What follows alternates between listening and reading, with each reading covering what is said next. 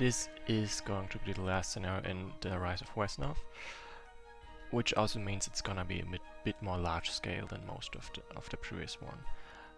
I do want to show combat and AA moves as usual, so I'm not gonna change that, or rather I'm gonna change it back from my personal play preferences to the streamer preferences, but I am going to go with a bit faster accelerated speed.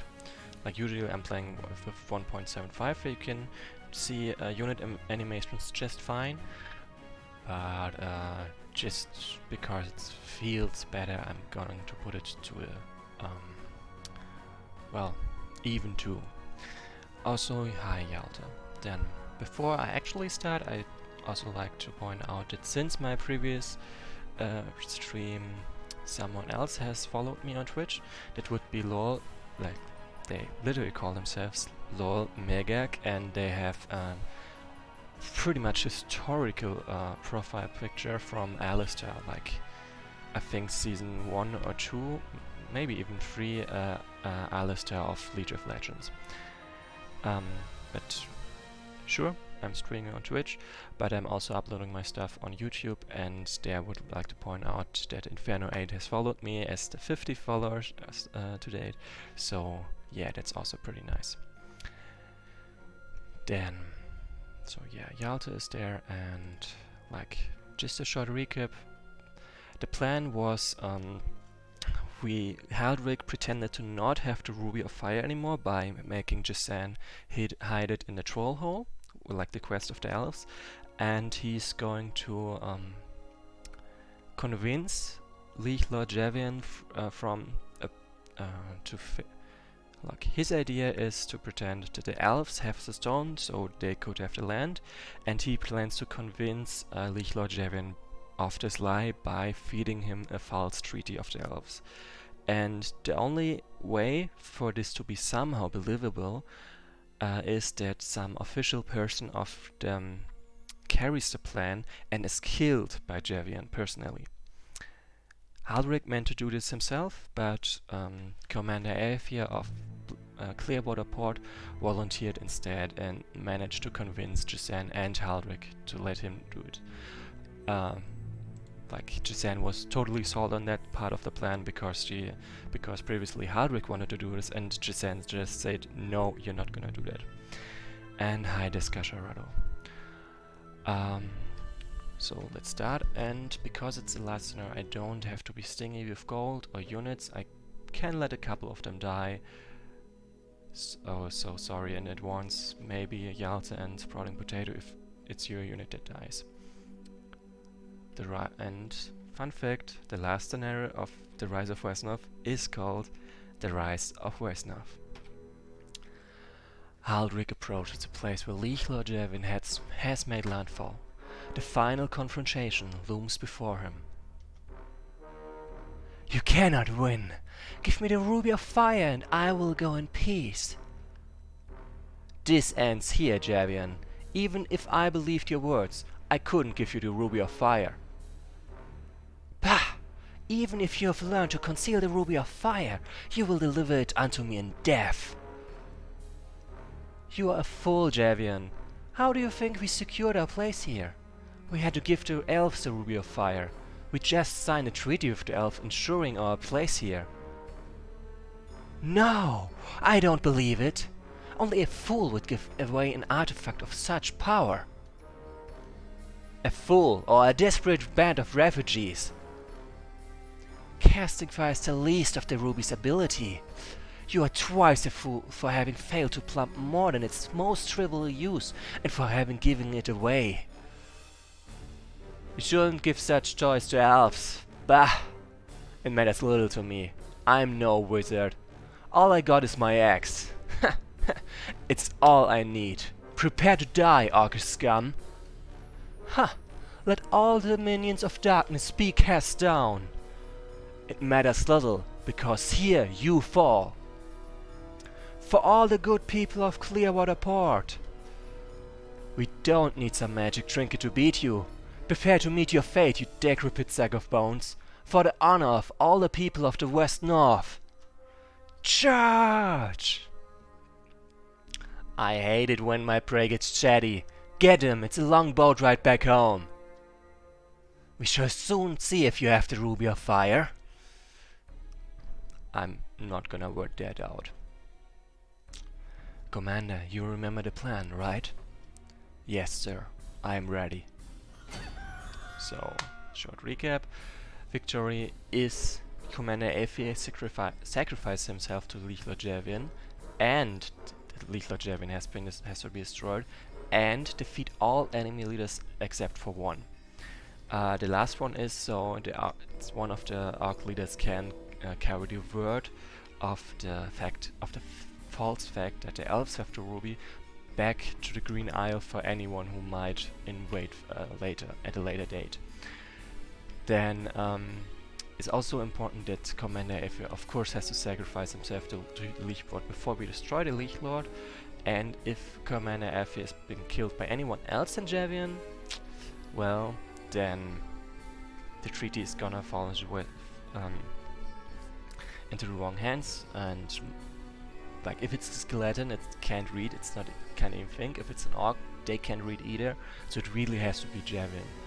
Also, if I fail to leave one enemy leader behind, of course, the whole ruse of the elves have the ruby of fire is for nothing, because they left no survivors, and that would be bad. And Reality in Use is saying, Wesnoth, that sure is a mouthful. I wonder if it could be shortened somehow.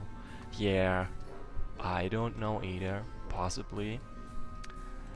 Yeah, we see. I think that much is for sure. Then actually, yeah, I'm gonna send her over there, so to take that village, because otherwise I would have just sent him over there. But since she has the additional use of taking that village, it makes actually sense to send her into there. Then just to see, like 1, 2, 3, 4. 4 Orcish leaders, 1 Leech Lord Javian. Like the orcs are of course gonna recruit orcs, the Leech Lord undead, and I have to leave one of the orcs to survive. And I'm probably gonna let this one survive, or this one, but actually preferably this one, because this guy will have nagas and bats or stuff like that. Anyway, units that can move pretty fast and pretty far, at least on water, and it means when this guy recruits units, he is harder to contain than if it's this guy. So if I leave this one alive instead of this one, I won't have to pay as much attention. Then of course there are bridges, but well, there are some gimmicks about those, so you will find about them later. And I'm gonna charge the brown orc over here first, just so, well, he's the only one on my side of the river. So of course I'm gonna get the iron maulers instantly, partially because, well, they are not very fast, so they have the earlier I recall them, the further they can move by turn 4, for example. So Yalte is asking me if I'm German because I sound like one when I say Leech, and I would like to point out again, I think someone asked me that on a stream, on a YouTube video as well. The point is, I've never heard someone say the word Leech, so I basically decided, yeah, I'm gonna pronounce this that way, and I have no idea how it's actually pronounced. So that might be why it sounds a bit strange. Like, if anyone would be willing to tell me how it's actually pronounced, I would very much like that. Also, by the way, of course I do have Merfolk, but I'm not gonna recall them over here. That means I have to leave some gold, and why I'm not gonna recall them over here, because I want to move them over there, and it's a very long walk. Oh, you know what? I'm just gonna do it anyway, because there is actually some swarm, so they won't be totally stranded there. Very much stranded, but not totally. And I'm gonna get it Mirman Warren just so I can level them up. Like, I obviously have enough level 3 units that I can just go only level 3 units, but I do want to level up that one as well. So then village first. Another village, please. So yeah, those guys are going to hold the bridge down there. Kinda similar to how they were meant to be used in the first scenario you got them. Like, remember that was the second scenario in the campaign where they were supposed to hold off a couple of orcs. And they were pretty much meant to be sacrificial pawns, but I basically said, nah. I'm also gonna get those 2 level 2 units because they are max level units, and yeah, that's good enough of a reason for me. Then 3 Merfolk is nice, but I'd actually like to have some more than that. Oh, I keep forgetting that they're level 3 units. And a Triton. And then any enemy they see will have to take them very serious. Then the Silver Mage as well, so, well, because mobility is pretty nice and the Silver Mage can easily get there once I've captured a village there and will be quite helpful recruiting out that leader. And Sprouting Potato, I really shouldn't forget about him, and Yalta, of course. Then who else am I gonna recall? I have still a lot of gold. Like, actually, I don't have any reason to take villages at this point, because I'm not gonna get back into positive income. Even if I did, I won't have any reason to recall units or recruit units. I can just ignore income. I have how many spaces? I think 9 spaces, and I will have on the next turn 196 gold. That's enough for 9 recalls in a little bit, and that little bit doesn't really matter. I'm just gonna stick with 9 recalls in this case. So yeah, as I said, I do not actually need villages, but it's a habit that's difficult to ignore. Especially because usually it is very useful to take all the villages you can get your hands on.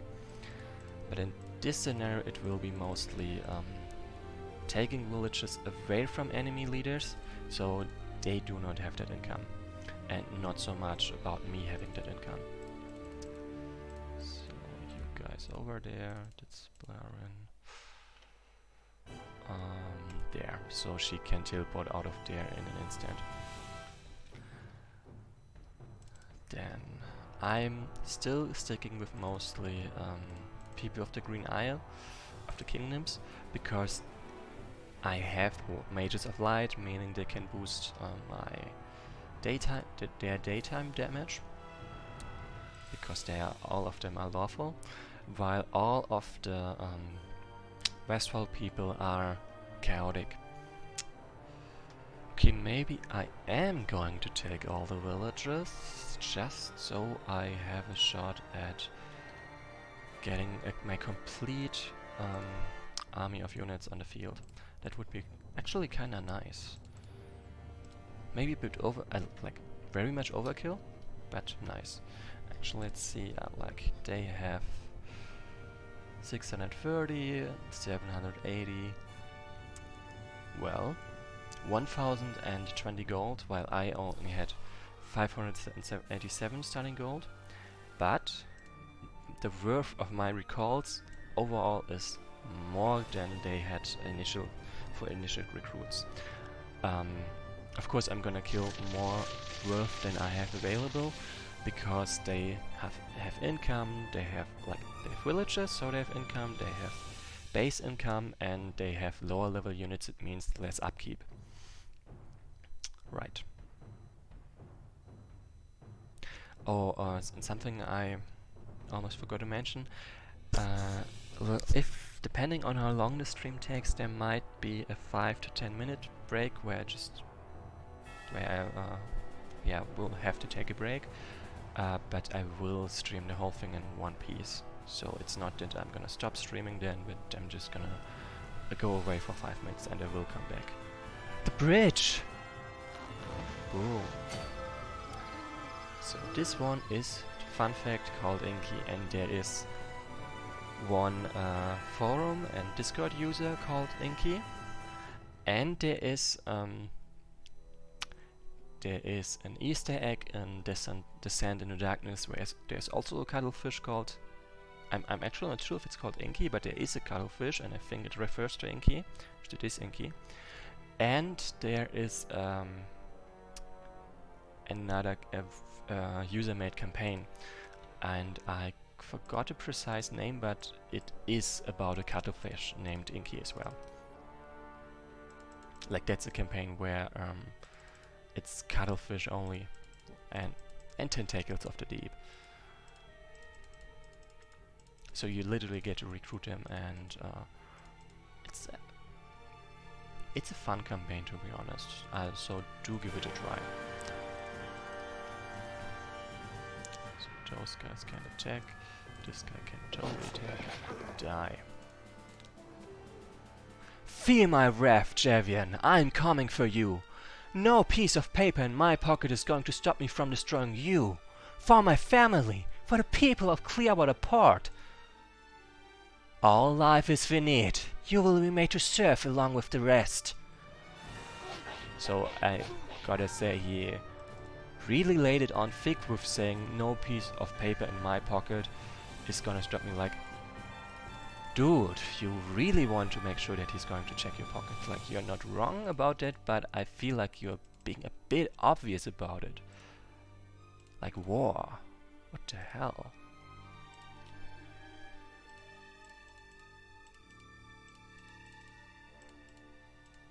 Actually, you only have one Master Bowman? Huh. I thought I had more of those. Let me check for a moment. Like, I've got a lot of advancements, so I can just check that. Oh, I literally got one Bowman and then forgot to level more of them. Okay, whatever. I do have a lot of ranged units with the Wesnoth. And by the way, this cuttlefish moving onto flat was planned for by me, by me placing my iron maulers in range of their attack, but so that the cuttlefish would have to move onto flat. And if, first of all, poison is something they always try, and second of all, having a chance to hit a unit without retaliation is also ranks very high on the AI's list of priorities.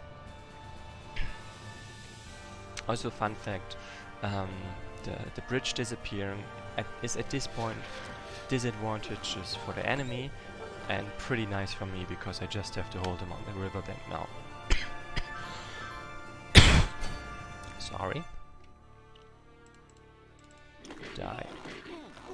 So I kinda have to hold them off over there, but no dice, pretty much. Like, no, there's no good ways to do that. Okay, that's awkward. I can live with that, but it's still pretty awkward.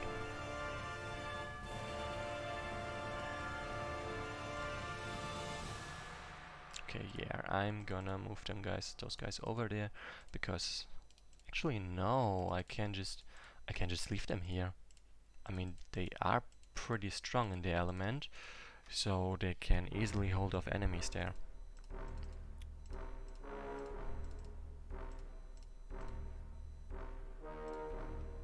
Okay. Then destroy those guys first, while making sure that this guy doesn't kill me. Yeah, that's basically the plan. Then Boring can totally take this. Come on, stay still, just for a second. And starts laying into them. Nope, can't kill them with charge, at least not instantly. Shame. Then advance on this guy, like, this guy has already given all he can, pretty much, at this point. So if I just destroy whatever he has thrown at me, there is not much more of a retaliation to be expected. Okay, this is frankly a pretty bad idea. Okay, so Yalte apparently sent a link into the chat with timestamp. The problem is I have disabled links for the Twitch chat, because usually it's spammers sending links, and yeah, that's why it's just standard and I have no idea to where that link leads or what it says. So yeah, if you actually want me to see this, you will have to do that afterwards, but not now.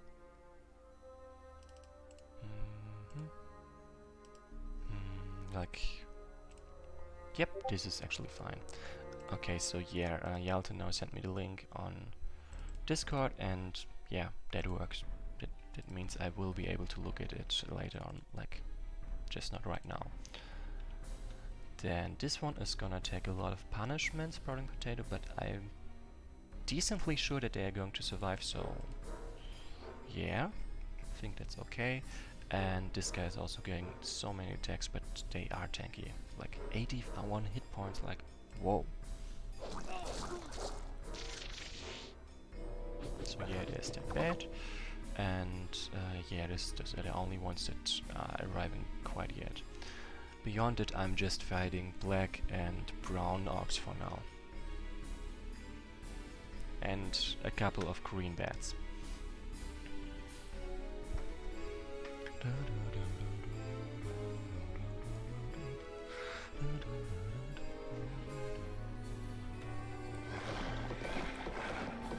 Ouch. Okay, that guy, that Lancer might die to brown orcs, if I'm seeing this correctly. Ouch. That was awkward. He's raising our dead. Be careful. So yeah, and usually I might redo a turn for this, but right now it's whatever. I won't be needing them anytime soon. Never again, basically. So I can live with them. With them. It's really a shame because it was a loss that didn't serve any purpose. But I'm not motivated enough to actually change something about it.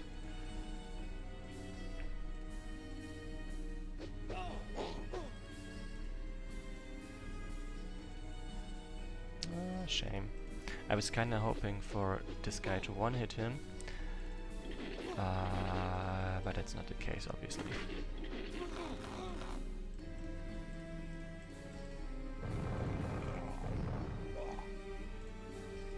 Then die, even if they get poisoned, that would be sort of fine at least.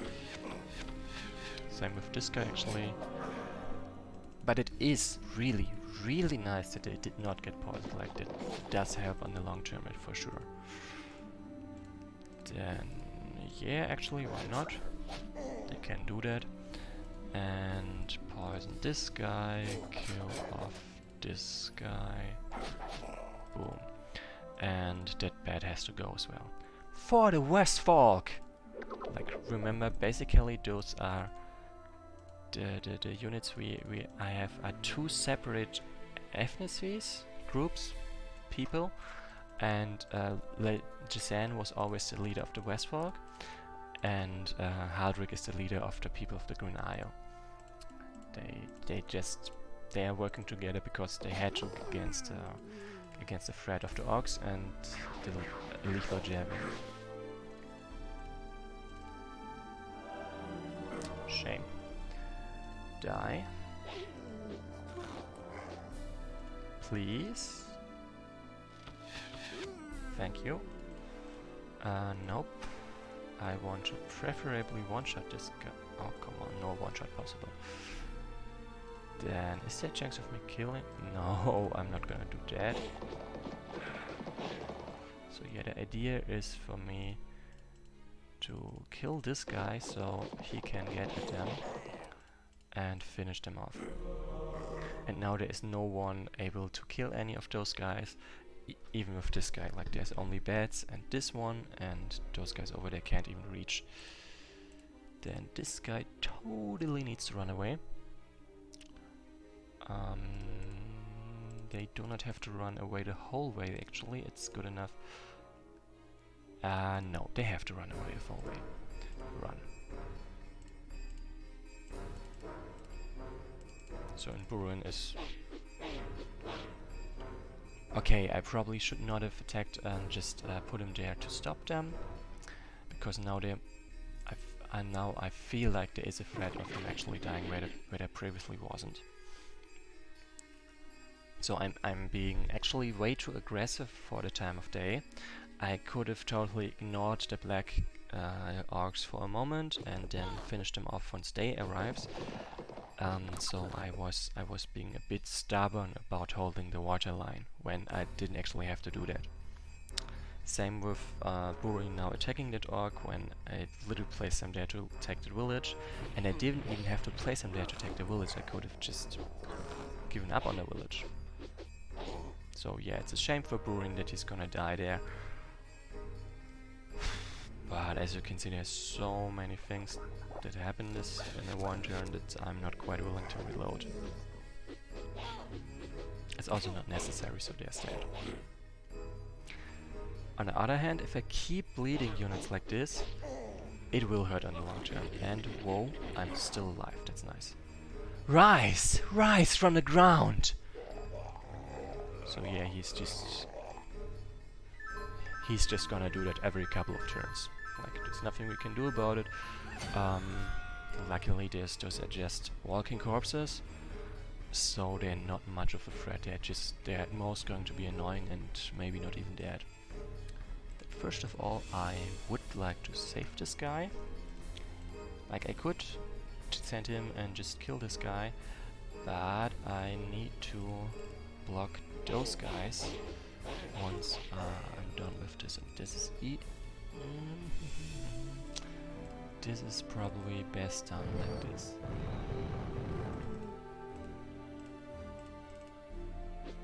So yeah, and I wanted him available to help me block those units. And it worked, so there's that. Unless he dies, but I don't really think that is gonna happen.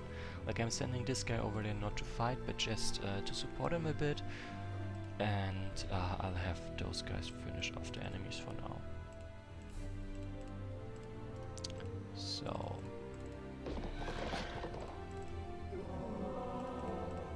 kill this guy first. Like, due to me having only one master bowman, like that was my mistake in the long run, I have my only ranged damage is found in, what are they called? In mages or in the Westfolk, and I usually don't have the Westfolk on the board even. So my range damage is very much lacking, in fact. Meaning, if my mages happen to miss, I don't really have backup to finish them off or anything, which is bad. At least it can be improved upon, like a lot. Then first of all, finish this guy off. Also this guy. Can they reach? No, they can't. So I can pretty much ignore them.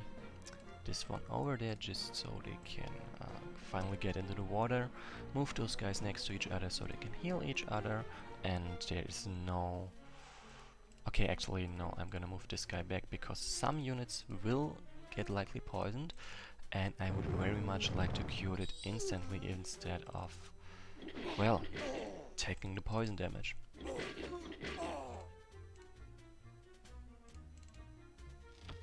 Boom. Okay, not as much boom actually. Yeah, that's a good position, I would say, for this guy. This guy can just keep standing around, he's not needed immediately, and he is doing a pretty fine job at getting healed there, so whatever. And I might need him to finish off this goblin pillager in the next turn. And not forget about this guy. That's something that actually happened in the previous campaign I was playing. Clap, clap. Something that actually happened in the previous campaign I was playing in the last scenario. I sent one unit to collect villages and then I forgot about it for 5 turns. Not the best use of a level 2 unit, or in this case a level 3 unit. And in this case I actually do need him because the scale is far greater. By the way, I was talking about Betrayal of the Alien, a 2-player multiplayer campaign, which I obviously played as a single player instead. And was quite enjoyable, so I can recommend it. Also, I don't think it was too hard. Especially for being a multiplayer campaign where it gets the added difficulty of, well, having to coordinate between each other. Come in from the deep, my loyal soldiers! So yeah, he totally has a lay of the land, meaning he's gonna pull this kind of tricks like summoning walking corpses, summoning a couple of skeletons in the water, but ultimately just nuisances and no real threat. Then this guy has to go first. Actually no, this guy has to go first, so I can then go for this guy. Like this. Then I really would like to remove this guy. That didn't work, but that's not too important actually. And I do not have to kill this one, like they can't threaten me at this point. Also I can ignore this specific bet, but I really would like to deal with all those bets over there. Also dealing with this guy, so he can stop recruiting units and be less of a nuisance to me. So this is what I meant with taking villages, so the enemy doesn't have it. Them not having the villages obviously means them not getting the income, and that's good for me. Boom. Then there's a lot of Naga, but whatever. Die. Please die as well. They can reach. Okay, that did not work. That did not work either, and then I really should get the big guns for this. And this guy will have to go into the village on the next turn. And I'm not moving this guy right now because they just need one more turn to go to full level health, and me moving them would ruin that thing. That fact would stop them from getting that heal plus rest heal.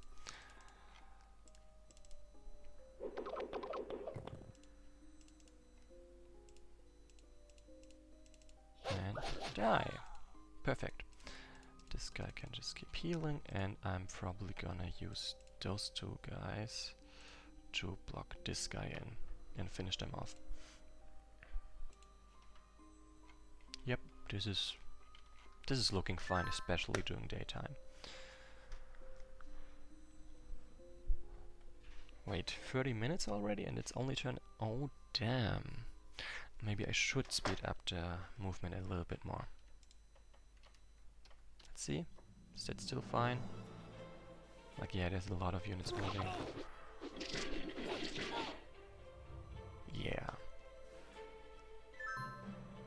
Like, I'm half of a mind of just skipping moves of the computer, because as you can see there, the map is huge, and at this point they have a long time to walk to actually reach me. So that's a lot of time wasted on, well, nothing happening. Then take those villages, so they end at night to the enemy. Clack, splat. Ah, that almost makes it all worthwhile. You pay for that! Rise, rise from the ground! And again those undead. Come in from the deep, my loyal soldiers. Strike down these fools. So yeah, killing the family made him do both of his tricks in a row, and I feel like factor 3 is too much. Like, if you go for factor 3, you probably just want to skip the whole thing anyway. It would look better. Then, no, not moving them there, but finishing this guy off for sure. Then I probably should have used him to take the villages so he can get a rest heal, but whatever. Then move this guy over there so they can so they will be in a good position to finish off enemies, undead enemies to be precise, because that's something they are good at. Then just die. Good.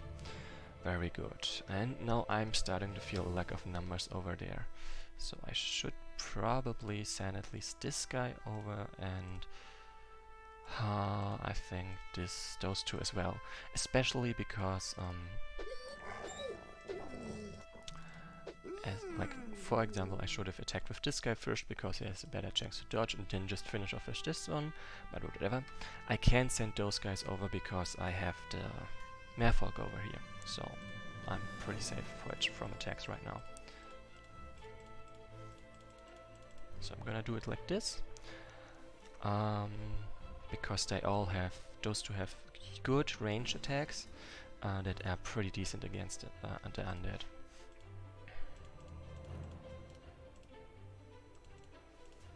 I'm gonna place this guy over there, so if this one actually tries to attack there, they are just gonna eat a face full of fireballs, which will pretty much destroy them.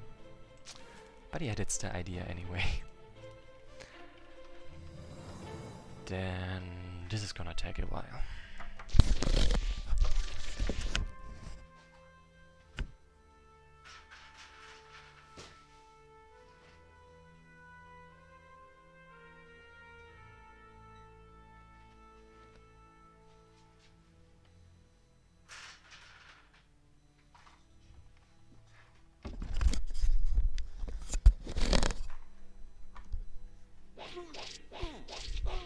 Ouch, I overlooked that, but it's not too bad. So yeah, for now I've beaten back most of the forces that can attack me. And I really wonder where that guy got a gold from right now. But whatever. Oh no. More reinforcements. It's the Prince Haldrick! Javian, you never said you came to destroy this monster. We will help you. So, remember we fought Naga multiple times in this campaign, and only once because they attacked us. The other times we just, well, attacked them. Just like the Saurians, so this is very much deserved right now. Okay, and I'm totally gonna back up from over there, like this is a bit dangerous.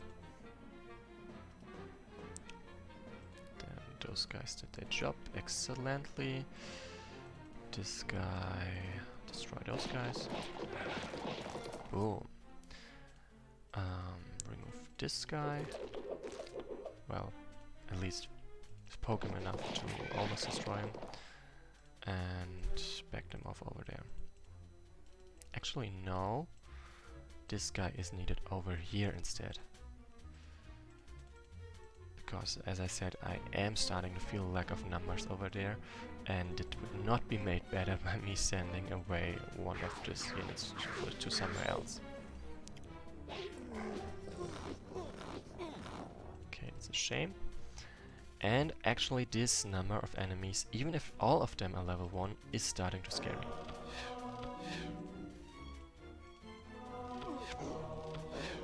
And I just really want to well, kill this guy before he can start recruiting again. So that's a time constraint I've got here.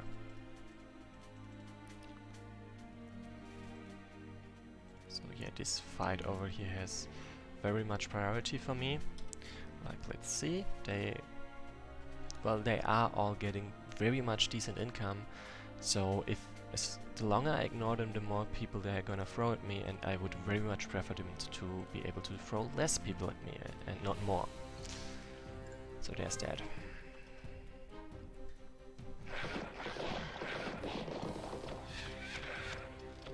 Also, this is a kinda nice position to hold because there's an encampment giving me this 60% chance to dodge. So yeah. Actually, can we do something like a roll call? Like I'm curious to see who is watching right now. Like don't exactly get the specific viewer list. Just I more like get a list of people who at some point were in the stream, I think, and even about that I'm not sure if it's actually working or if there's something bugged about it. So yeah, I think Minister Edwin might die because of what I did there. Like, I obviously exposed him, and even if those guys are not gonna finish him off, this guy is still alive and very much willing to kill him. So yeah, I stretched myself too thin there. So Descasharado, Ikitoad, Realty Use, 2D, Phoenix and Yalta. So thanks to all 5 of you.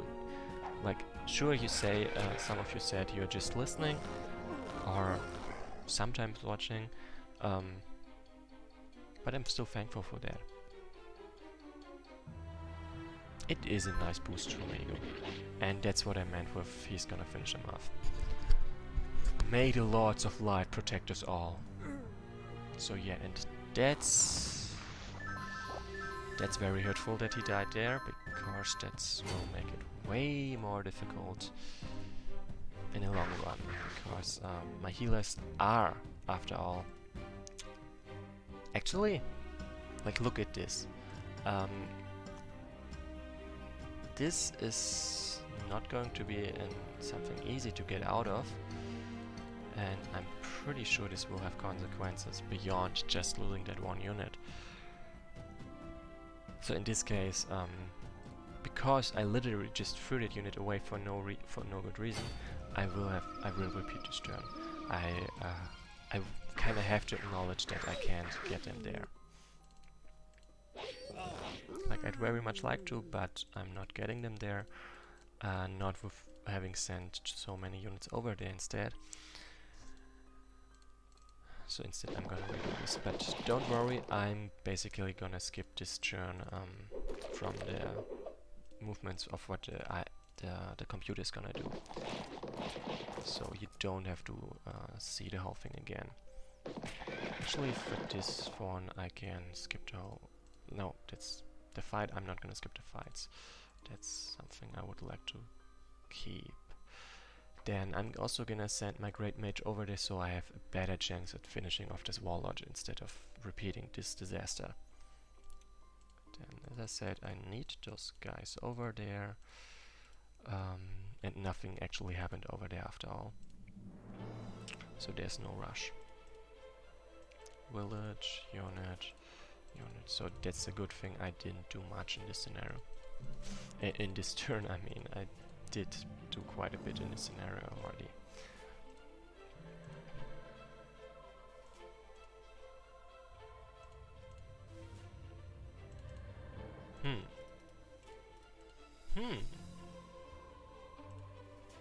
Okay, he's the only one that can reach me there, so I'm totally willing to just place this guy over there and watch him run into them. Like, he is going to get hurt badly, but he's not gonna die, so that's good enough for me. And this guy can return to the front line, not because he's full health, because he's not, but because he has he's close enough to full health that I think he will survive getting hit once.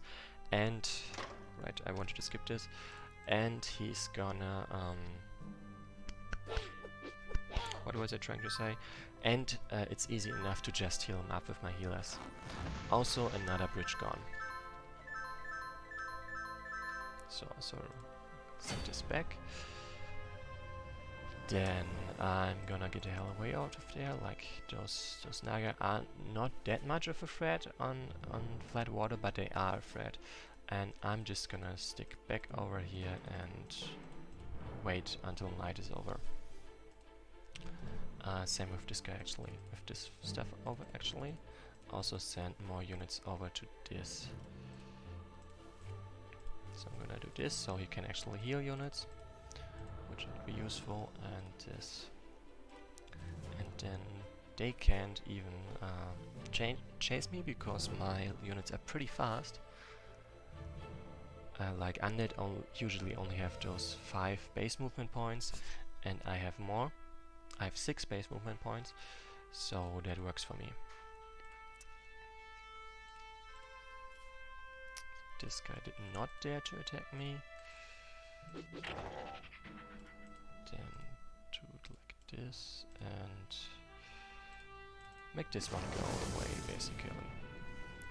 Also, I kinda just have to survive the attack now. And it's easy enough because I am quite tanky. I just should avoid placing my less tanky units in the crossfire. Like, I think that's probably clear, but I'm just saying to be sure.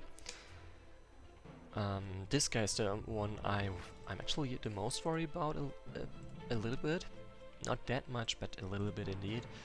But I think he'll be fine. He's steadfast, and there are only 3 units that can even attack him. Be careful, Commander! Like, she's pointing it out because if he dies to something else than Javian, the whole ruse will fall to nothing. Okay, I kinda forgot that my Triton might have a lot of hit points, but it's nighttime, so they deal a lot of damage as well. So yeah, that was more risky than I thought.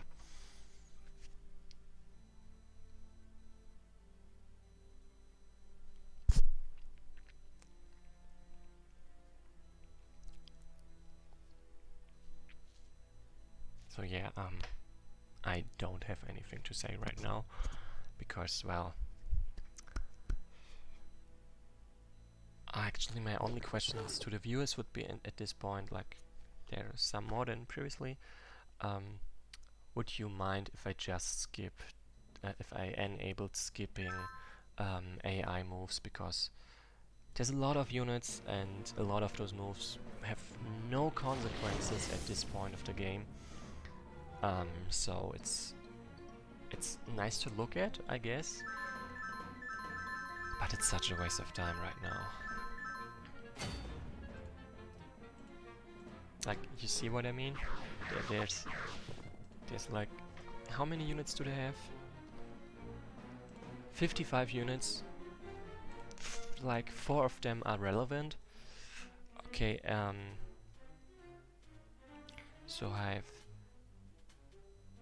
2 votes, 3 votes for not, for skipping they wouldn't mind that, but 1 vote for no skipping.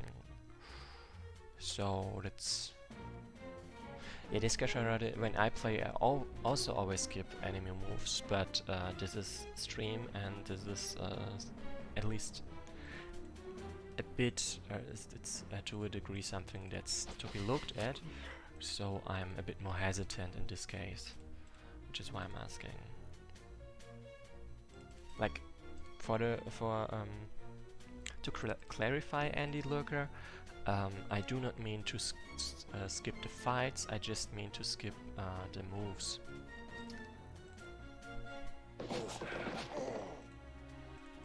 So, and with that in mind, would you still mind me skipping the moves or not? Because so far you are actually the only one that was not in favor.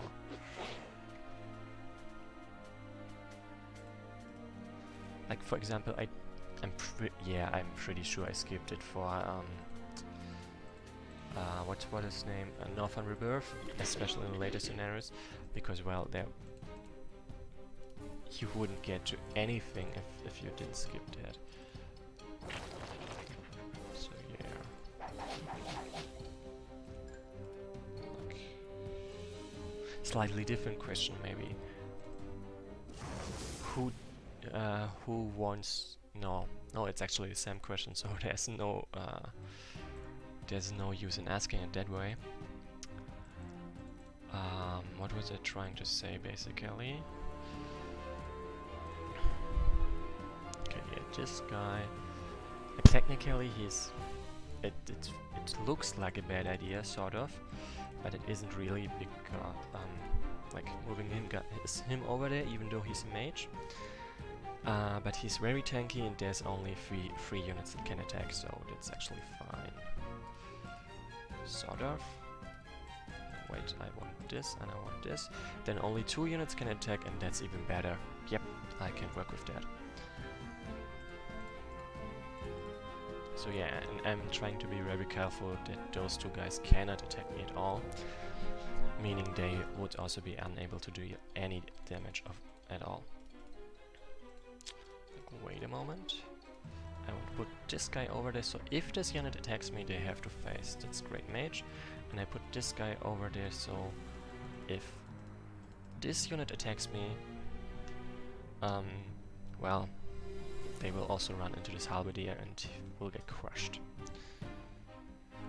Then at this time, I'm actually also already need to take a short break. I'll be back, and of course I'm gonna let this background till then. So see you in a moment, I promise.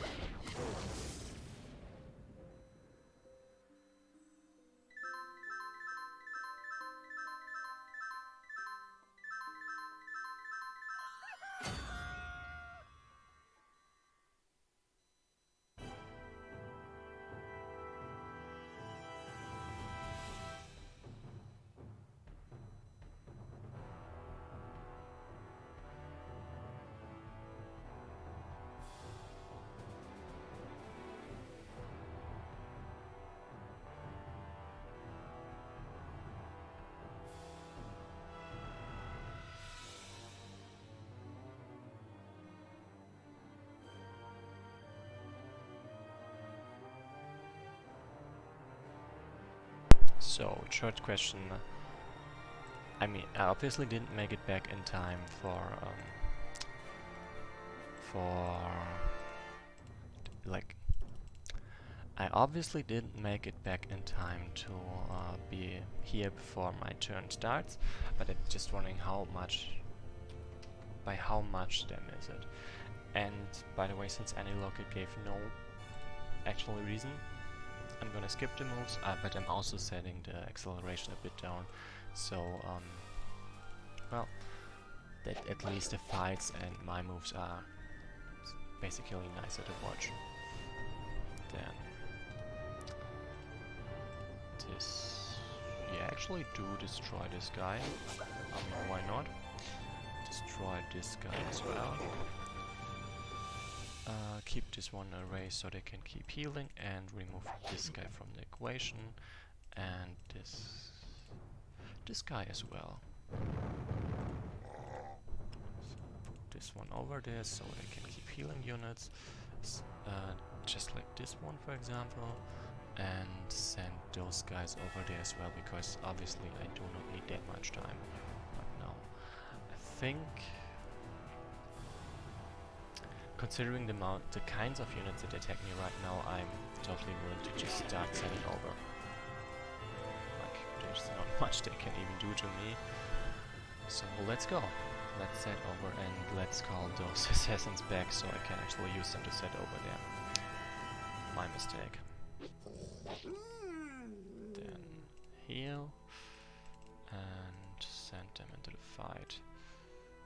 So yeah, with this kind of recovery I had time for right now, I can now actually make a push through those amounts of units, especially because it's going to be daytime and they are not actually high level. They are, like, all of them are just level 1 or 2, so not much of a threat to me actually. So why am I moving this guy back? Because there are skeletons over there, and I would very much like to fight them with arcane damage. I mean, kinda makes sense. Then there's a jump.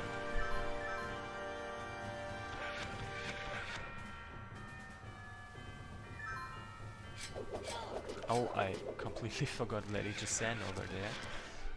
There's luckily nothing bad that actually does happen. Like, sure, she took a lot of damage, but it's damage I can ignore. So, and once again, he summons a bunch of level 0 units. Annoying, but not threatening. And an even bigger reason for skipping stuff.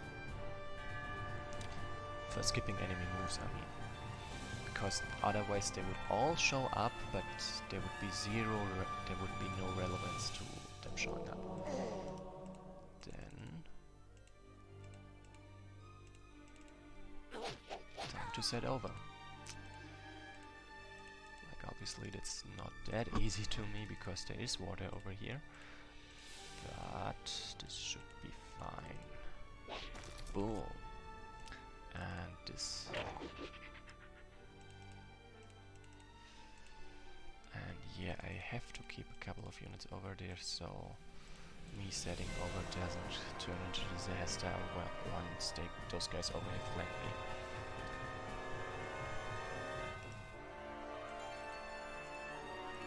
So yeah, now I can sort of in peace start killing this guy again. Oh, yeah, why not? That's nice. That is pretty damn nice. Sure, mages would have a better shot at hitting, but actually the halberdiers are way stronger at damage, like pure damage. And what was this other thing? Right, they are way better at tanking. And tanking is gonna be an important thing for them.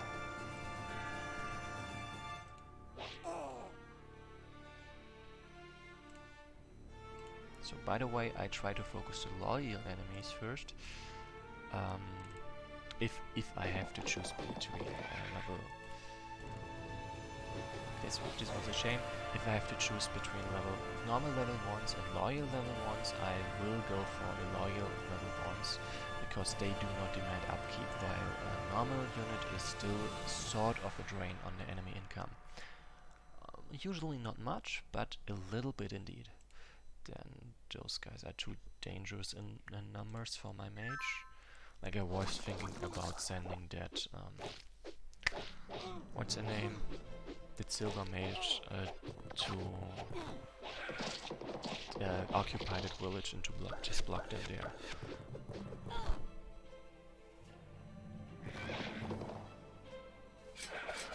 So yeah, one of the reasons why I'm advancing is, if I actually waited for the enemies to cross over, I would have to wait forever, because sure, it's a computer, but it knows enough about, well, just saying that crossing over there is a bad idea. Like, they're not wrong. I wouldn't want to cross over there as well. So I can't really blame them for that. So what I'm gonna do is set my units over there to basically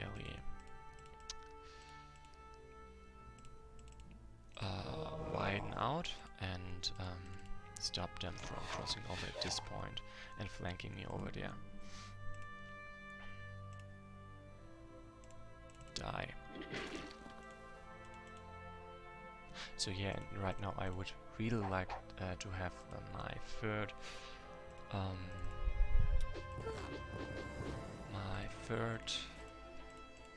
have Iron Mauler, but I don't, and I just have to deal with that.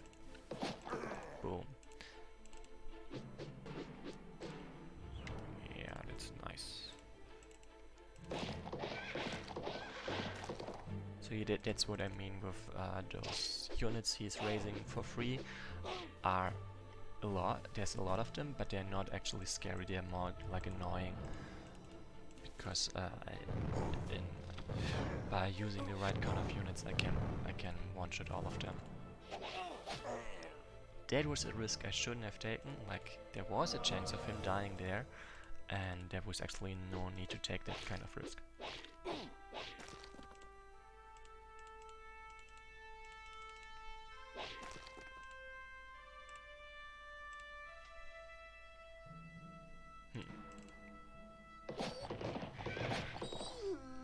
Works for me.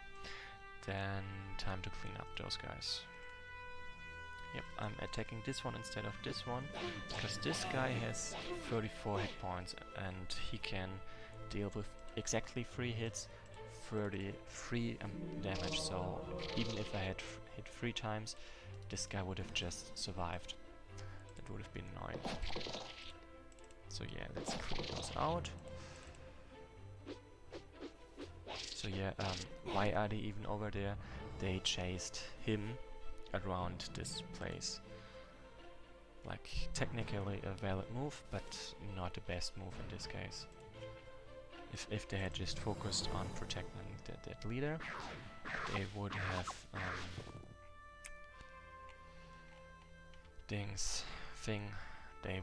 they would have been far more of a nuisance than they were right now.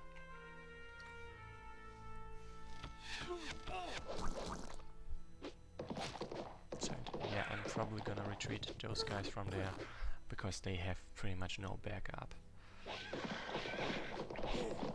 My advantage is in having high level units that can just pretty much punch a hole through all the enemy forces they throw at me. But in small if I have them only in small numbers, they can, well, they can be brought down, and it wouldn't be that hard. They would just drown in numbers. 1, 2, 3, 4, 5. Yeah, okay, it's still gonna attack there. And that did not work. Okay, I'm probably safe from this guy because this one is gonna attack first, so that's nice.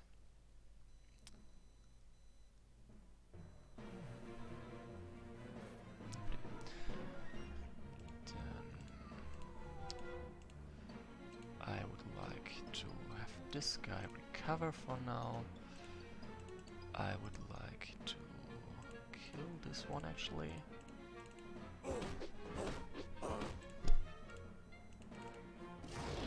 Like, that's also why killing level 0 units can be more useful than killing level 1 units, but on the other hand, level 1, like, I'm still referring to this loyal versus not loyal units, but on the other hand, killing loyal units, I mean level 1 units, means that they will, I mean, why would you want to kill level 1 units when you have level 0 units available? Because level 1 units deal more damage. So it's not as simple as it sometimes might sound. Then I'm getting bogged down here for sure, but most of the enemies are not a threat, so that's nice, and I would very much like to remove this guy. Just smoke out this amount of enemies over there. And I have to remove all those bats so they stop stealing villages.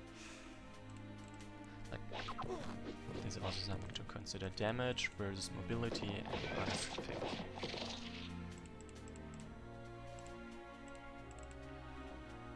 So yeah, I will get stuck here with just removing enemy units for a bit, because there's so many of them, and I do want to have them removed.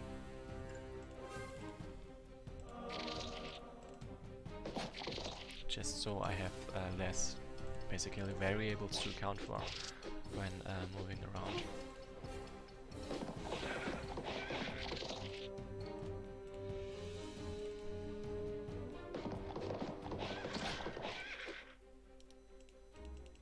So yeah, I'm just gonna retreat those guys over there because they have taken a couple of hits by now. Actually no, this guy retreat, but this maybe not so much. This just gonna keep him there to lock them off. So yeah. Wait, what? They... Oh damn it, he just got free gold. I did not even notice that. Trouble because, no, I killed it. Yes, I did kill that guy last turn, so maybe that's why he got gold. So yeah, just because of those sheer numbers, I have to solidify my position every couple of turns. Otherwise, I will get overrun. And that's a shame, but I can deal with that. Oh, an enemy leader took the... So yeah, this is him explaining. The enemy leader took the initiative attacking me. So I might have a if it wasn't nighttime. But I might have a shot at taking down that enemy leader. Or at least stopping him from retreating. I hope. I'll have to see about that. What are my arts? I can deal a lot of damage, but he can also survive. Okay, there's mostly level 0 units around, so I can take that shot. Boom, like this. And then, no, he did not get gold because of that, so if he got gold in the previous turn, it was for a different reason, and I don't know which reason that would be. Scary. But at least that's one less enemy leader. And that's very good. Very, very good.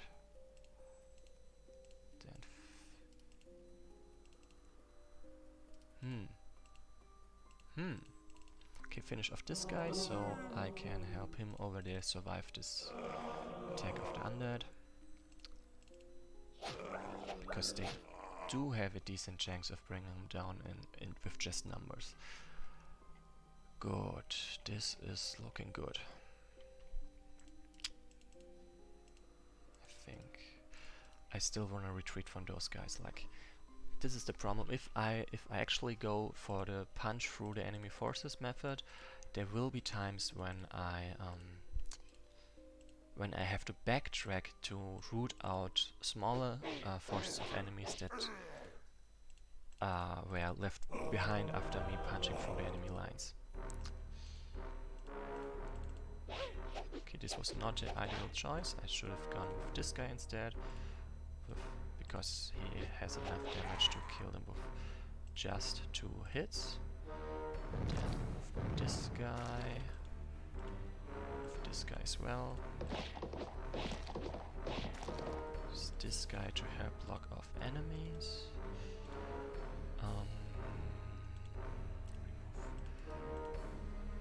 Okay, I have to use... Actually, no, I can just ignore that one. Yep, and then like this. So my units can also start getting health. So yeah, and this obviously needs sort of a reset unit-wise. I'm running out of health. Like, yeah, you can see I can punch through them over there and over there, but then the enemies just go through over there.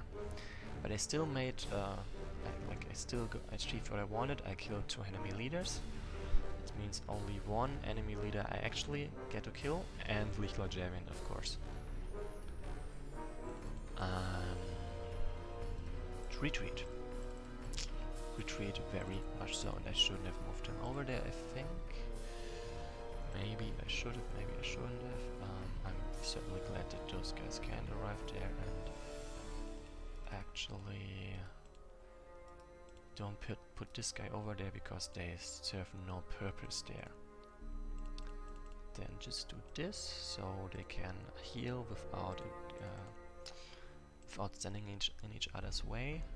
This guy can attack them, and those 2 and no one else, and I'm out of range from most enemies, and that's good. Still need to finish off this guy actually. Can I do that?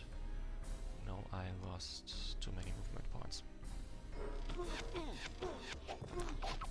Okay, I did not pay attention to how much health he had. Like, I really thought that he could survive that. like, he would survive that, but that's okay.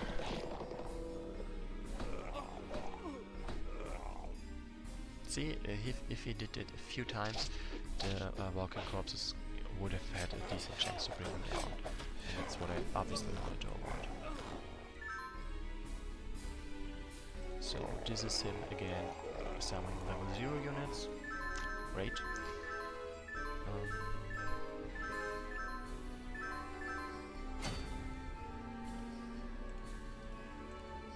So finish off this guy first, because I do not want to forget about this. And keep retreating from there basically, so I can hit them during daytime instead. And whoa, I need to restart this turn without movement orders, so I can move her as far away as possible outside of this one's range. Otherwise there's a realistic chance of them getting killed. And it would be bad. Very bad. Actually no. I must have forgotten something, or why did them not? Whatever.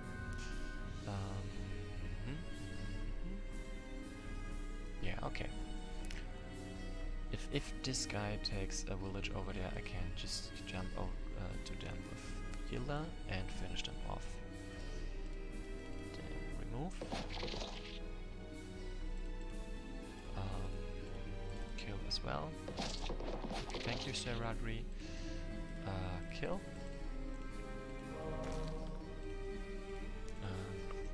Get him as well so he can start healing. Remove this guy.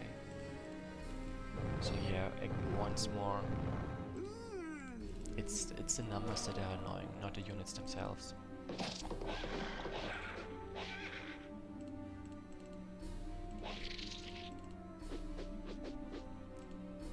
Damn it.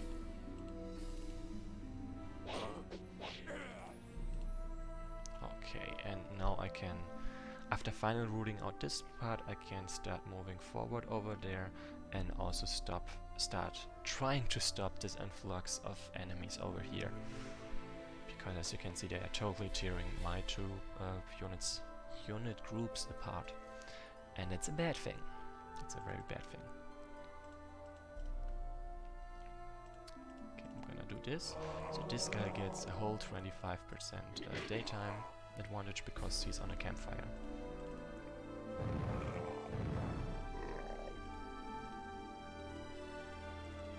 So didn't realize I could have just sent this guy to finish them off. That would have actually made more sense. Then for now I do not want to advance further than this with my units because plenty of enemies are over there, and there's this guy as well, and it's nighttime. So I would prefer to make less waves in a way. Move this guy as well, and for now that's everything I'm gonna do over there. Great, great. That's pretty quiet actually. Boom. So yeah, this one is actually, they're both in danger. And luckily this guy dodged. Otherwise they might have very well died. Oh, so many enemies. I mean, there's still, let me count, 62 units left, and I have killed already 129. Damn.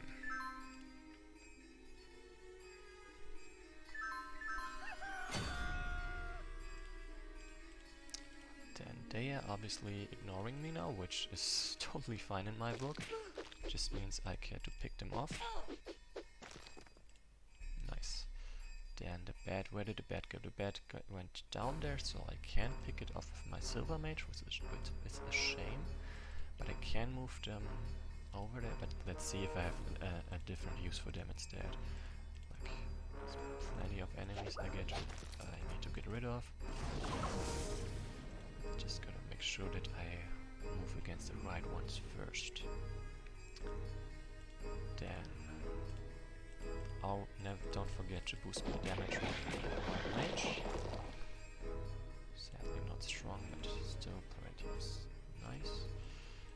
use this guy to remove the troll, meaning I have to remove this iron goblin impaler first. I don't really know why I went with iron for a moment in my mind.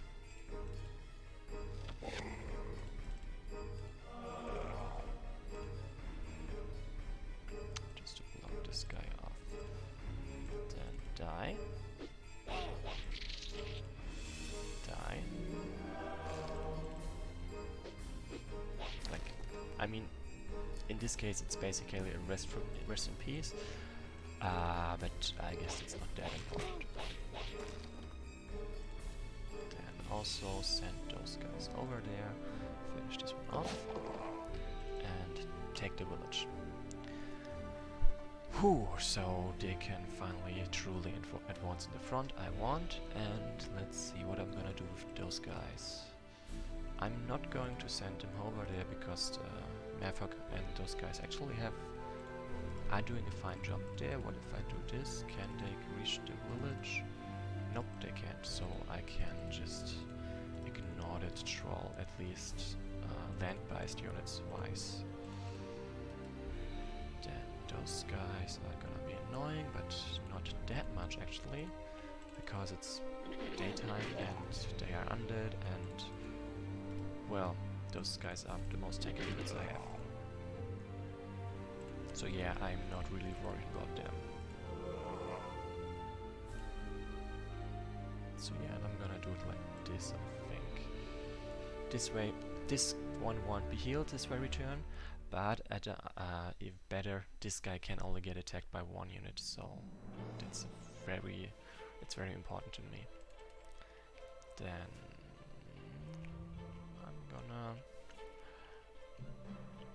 I'm just gonna leave them there, so no, I'm not gonna leave them there, I'm gonna put them over there, because I'm pretty sure that I will need them over here for this fight, because this is a lot of level 2 units actually, and I want to finish them off fast, and that's where I think they will be the most useful. Like, why was I thinking about leaving them there? In case, because I didn't at first see a place where they would be the most useful basically, and so I wanted to keep open my options to see if in the next turn something went wrong and I need some fire rescue and basically a rescue squad. Or actually I was also thinking about maybe just moving them there to stop those guys, but then they wouldn't be able to arrive here in time, and that was more important in the case. Then this was an accident, but let's make the best out of it.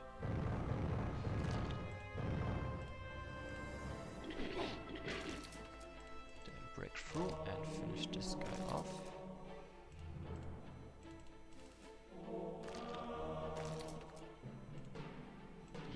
Just stop this guy in his tracks.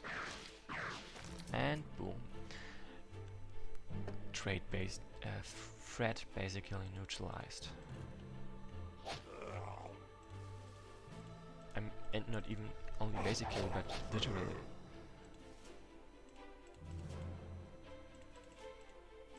Then I finally got, like, fun fact, undead that were raised from my dead are being called former friend.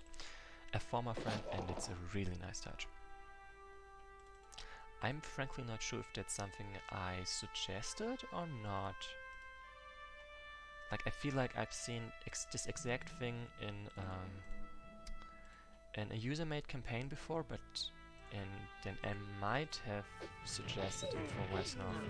I would have to check the GitHub issues for that.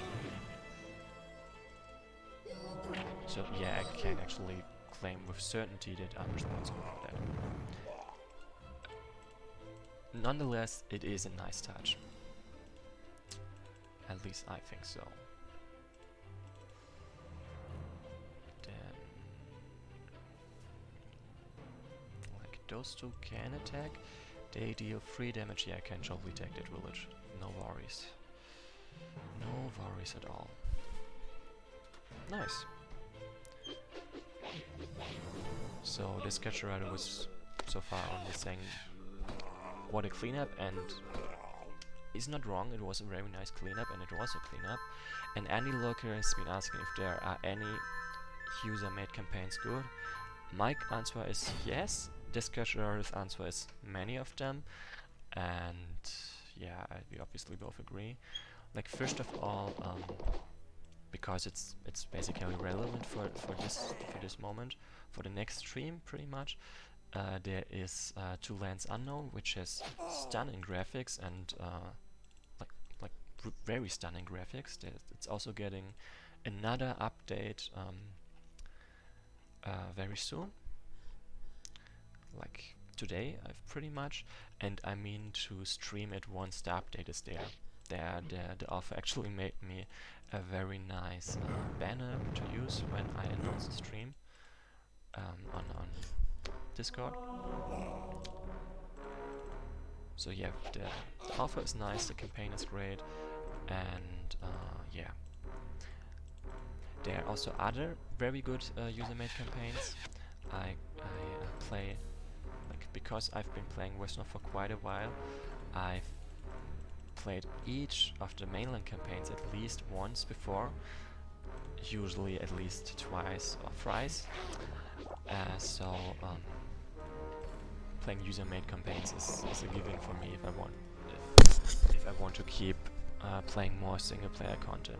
And so I've also played a lot of user-made campaigns and liked a lot of them. For example, I've also streamed Raging from the Unknown and After the Storm, two user-made campaigns, two very great user-made campaigns, and I've streamed them. I don't know if I said played or streamed, but I did stream them, and I also uploaded the recordings on YouTube, like with every other, with all the others as well.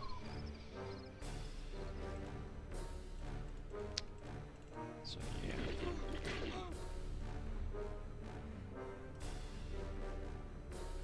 So I'm gonna remove this one with this guy instead of this guy, because Yalte Den has a shot at attacking there. What are the odds? Actually, not good enough. Like, I was thinking about killing this one by attacking and leveling up, but since that the odds are not that great actually, I held off from that. So right now I would like to kill this guy first. I think... No, I'm not gonna send this guy over there. I'm gonna send my master bowman to collect villages around her, because a lot of the enemies here are skeletal, with skeletal resistance, making my master bowman not that useful over there.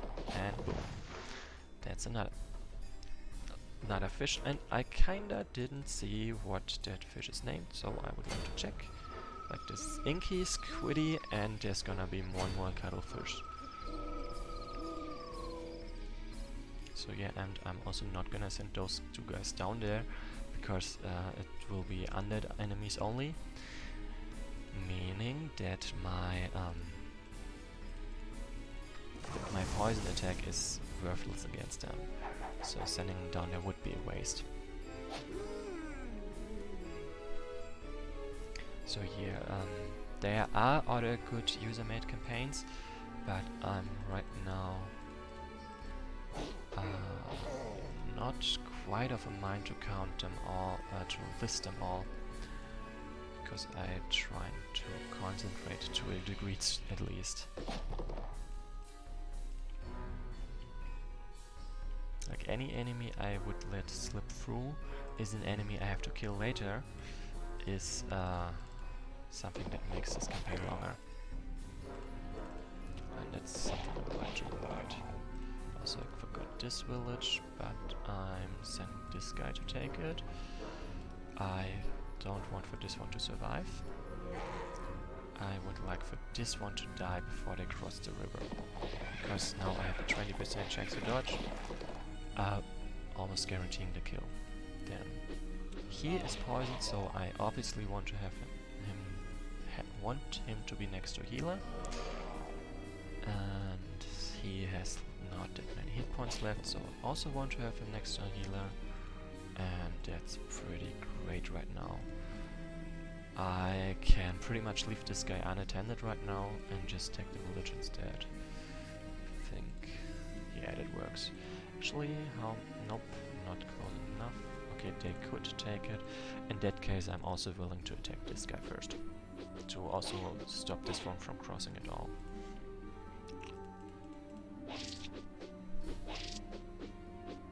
And I need to start getting all my merfolk units over there so they can start stopping the Naga influx over there.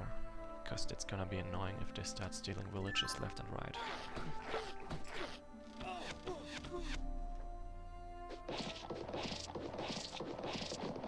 Oh, almost a kill, but sadly almost.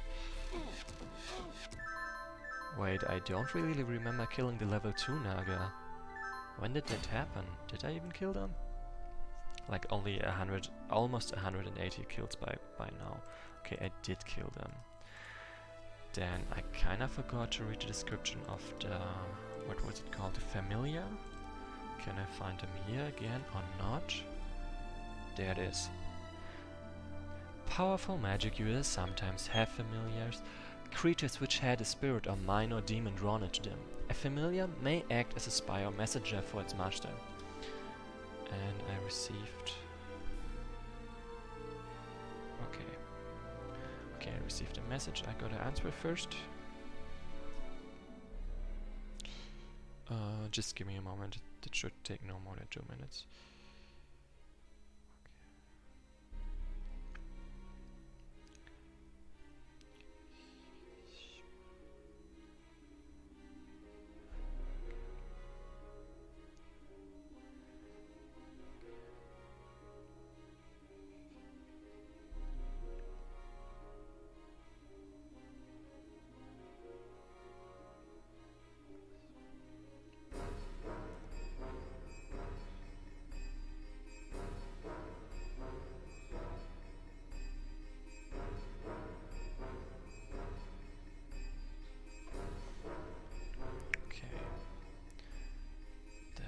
See if any of you wrote something while I was away.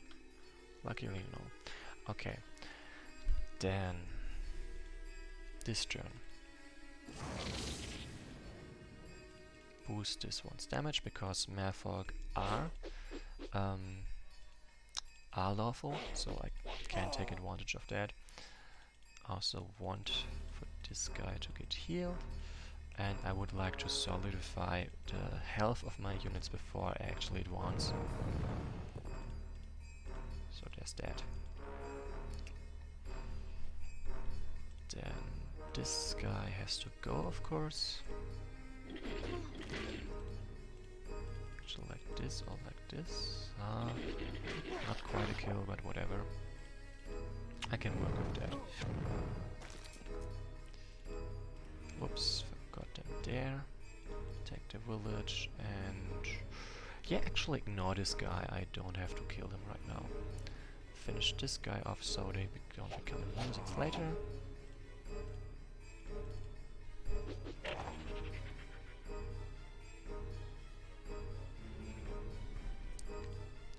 Okay. Then, yeah. And she's already almost healed by now, so I can keep it one second. I've lost 3 units, that's a shame, but whatever. At least I'm getting closer to... wait, what? He just got gold again? No, he has just extremely high income. I'm getting close to positive amounts of income, so I might actually have a chance to recall more. And he's raising walking corpses again.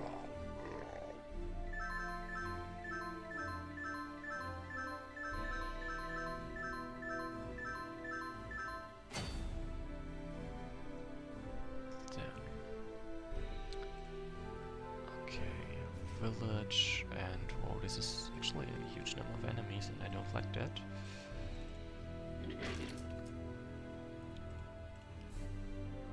So yeah, dealing with those enemies is gonna take a while, because there's just that many of them. Like, this is gonna be annoying, basically. So the only real hope of actually getting somewhere with this is by getting rid of this guy and moving the rest of my army down there. Another thing would be moving my paladins down there as well on Express, which is actually something I'm gonna do right now.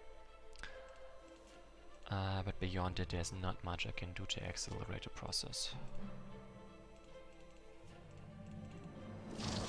Damage booster. Also, at the same time, heal those guys because, well, need to heal them. And actually start advancing over the river because there are not that many enemy forces. Yalta, no, we're not gonna have a discussion about why does it cost gold to recruit undead. We've had this just recently in the Discord channel, and the conclusion is still, and it stands still, gold is just a representation for resources in this in Wesnoth, and it's not actually about what kind of resource it actually is. It's just there's just a need to represent it somehow, and the solution was gold. Adding different kinds of resources would just complicate the whole thing, and it's something we don't want. It's something that is basically that would go against the design of Wesnoth itself. Like Wesnoth has the KISS principle, I think it's called, basically keeping things as simple as possible. I don't really know what the abbreviation actually stands for. I just know that it stands for something like that.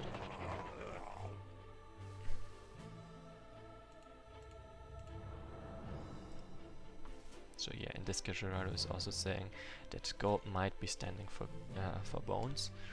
It might equal bones, but like the only idea I would have is buying bones with gold if you want to go there, and that doesn't make that much sense. So let's just not go there. Thanks.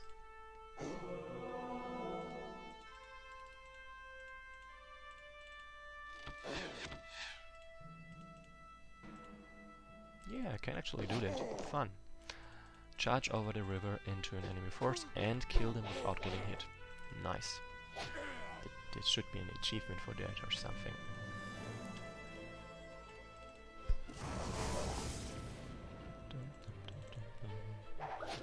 So yeah, Descashara, I was aware that you was joking. But still, no. Also, right, Yalta is also postulating that maybe it is to buy the axes like the weapons for the undead, but I don't think that's it either. So it's daytime, so I can actually start advancing on them. Nice. And I'm almost no longer in negative income, like I still am, but I'm really close by now. Also a good thing is that I still have a bridge. Where's that second bath? Where is it? There it is. What is it even doing over there? And yeah, it's moving on. The sand there was not that great. It was also not very relevant in the whole, basically. So finish this guy off. Shame. I need my Merfolk over there still and still.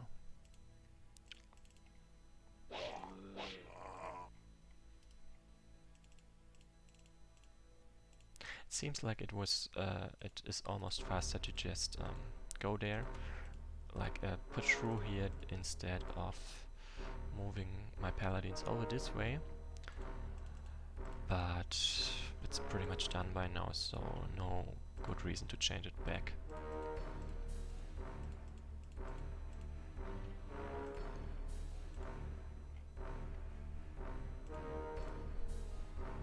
So Yalta is saying goodbye because they have to go, and so yeah, goodbye and see you next time. alright, and they also wish me good luck with the rest. And I am by now feeling very confident about the rest. Like, yeah, this the worst part is over. If Javian would just stop raising walking corpses and normal skeletons for free, I would actually enable the... Oh, I did not see this one coming. I would actually enable the computer moves again, but not yet. So any lurker is asking me if I'm farming to upgrade my voice, and I'm not sure. I'm not 100% sure what you mean. Like, you obviously refer to the enemy units and farming them for XP, but by now my army consists of 100% level 3 units by now. Okay, and one max level 2 unit.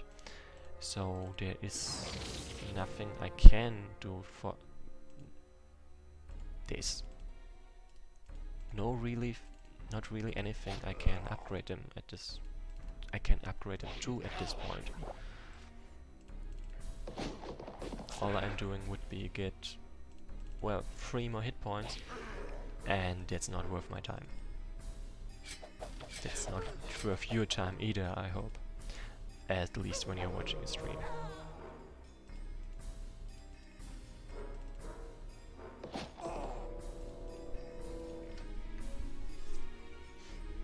So yeah, I took that village. And I'm back in positive income. Nice.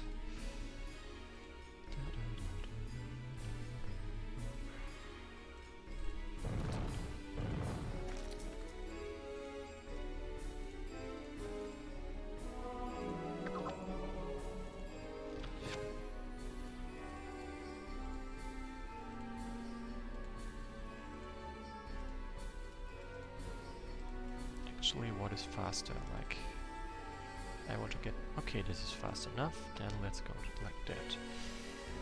Then finish off. Also, I want to make sure that I do not actually get too close so he can attack me. Especially with him still over here.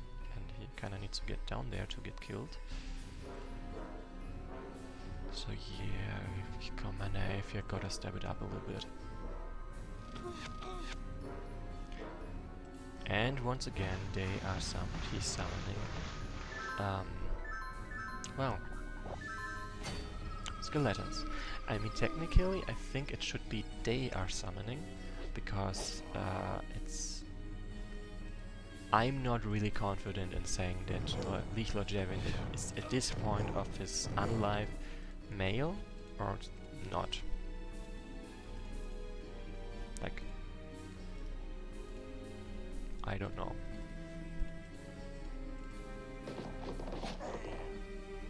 The battle is going against us! Fight on, you cowardly orcish worms! So yeah, also to representate, if I kill him, this one is just gonna run away. So and that's also what I want after all. No, I'm going to go with this because this one totally needs a heal.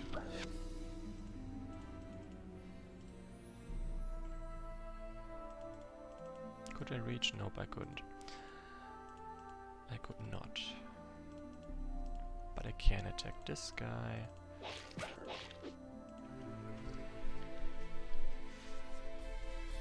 So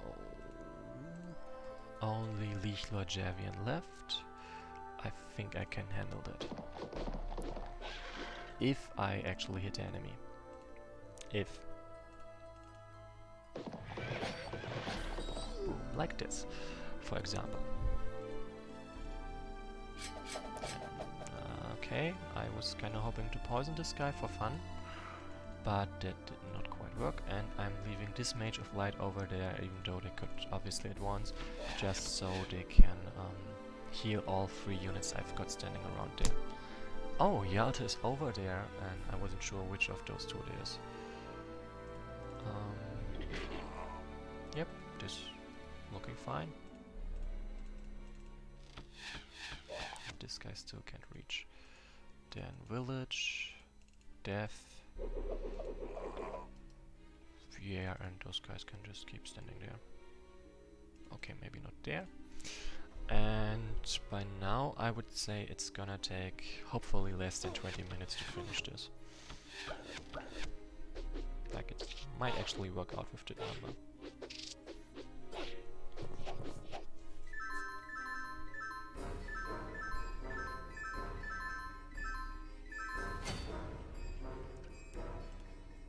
So, and I can now do this. Teleport there and beat this guy up. So just to stop them from actually getting that village. First of all, finish this guy off. Kill this one, pretty please. Yep, like this. And this guy, I was thinking about sending this guy to heal, but he actually doesn't need it because he is close enough to leveling up and getting the full heal anyway.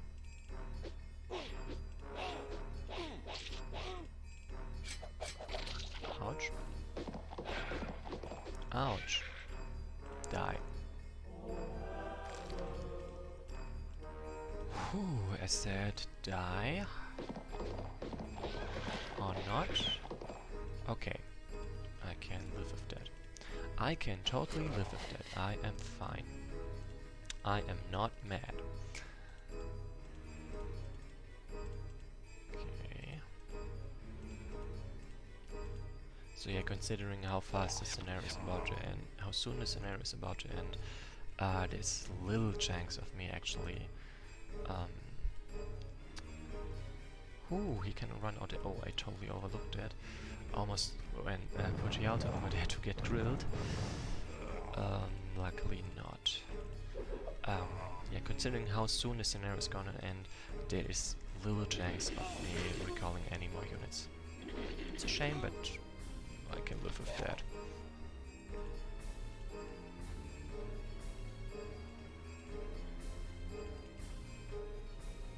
Okay, this looks fine to me.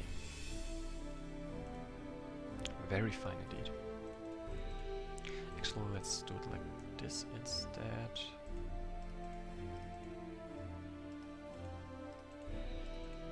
Like, I want to keep this guy over there so he can just so this guy can tank and this one is at less risk. Like, it's not even about risk of death because there's none. It's about risk of injury, and there is of course a risk of death. I just want to keep them out of harm's way so I can just send them into the lead lot when it's time.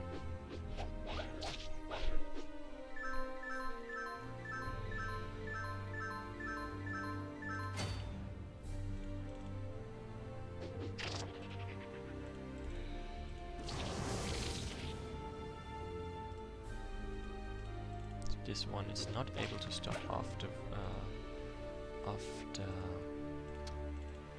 island, so I can just attack them over there without fear of retaliation at all. Hey, that was worth a try. It was not that great an idea, but it was worth a try. Then take this village over there. Finish this guy. No, I like it could work, but it has so much potential to backfire spectacularly, so I'm not gonna do it like that. Then what I gotta do is feed him into this guy. Pretty please.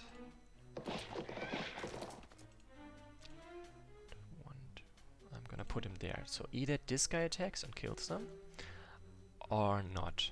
Or if this guy attacks, he will survive. If this guy attacks, there's a good chance of them dying.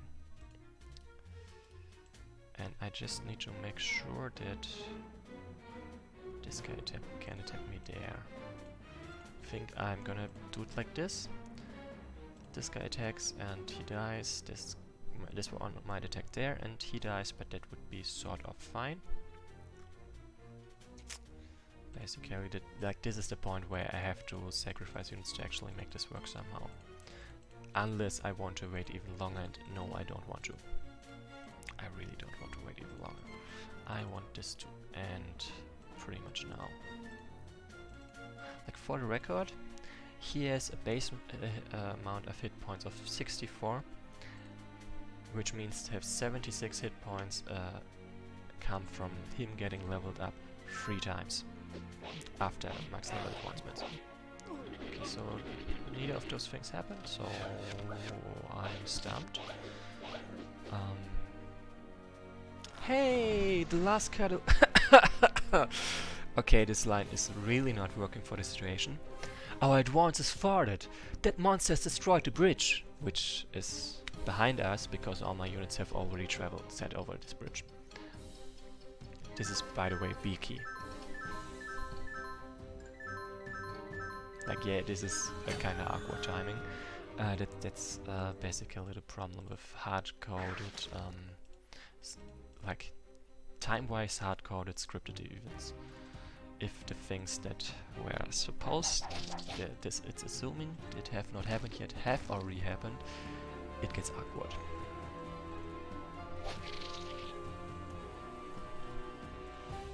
So actually, no, I'm not gonna move some of those units over there because there's no point. Instead, let me do this.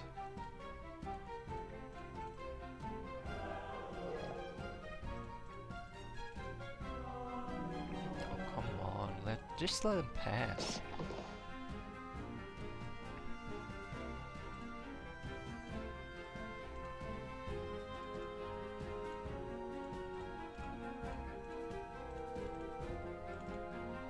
Yeah, the Skijera also noticed the timing of this squid, and they say this deserves a GitHub issue, and they are not wrong.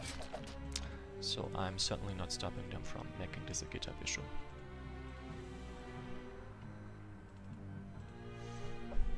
Like it just absolutely breaks immersion, totally. So, and Leechlord Javian is not quite willing to attack, and I really need him to kill him before anything happens. So, please. Thank you very much. Javian, I spit up in fear. Your end awaits. My love, my family. I'll be there soon. Fool, you are no match for my power. What? What's this? A treaty? That's elf script. No. Why? You fools! You gave the Ruby of Fire to the elves. But it won't save you from me. I will destroy you. Then I will deal with the elves. We see about that. For the honor of Commander Ifri. Forwards! So, and that's literally what I'm gonna do. I'm just gonna go forward and slay him. I mean, at this point, I hold all the cards, army-wise I mean. Like there's not much backup going to come from the orcs, and the undead have been dealt with at this point. I'm absolutely willing to lose units with this skill. So that's an added benefit of this being the last scenario.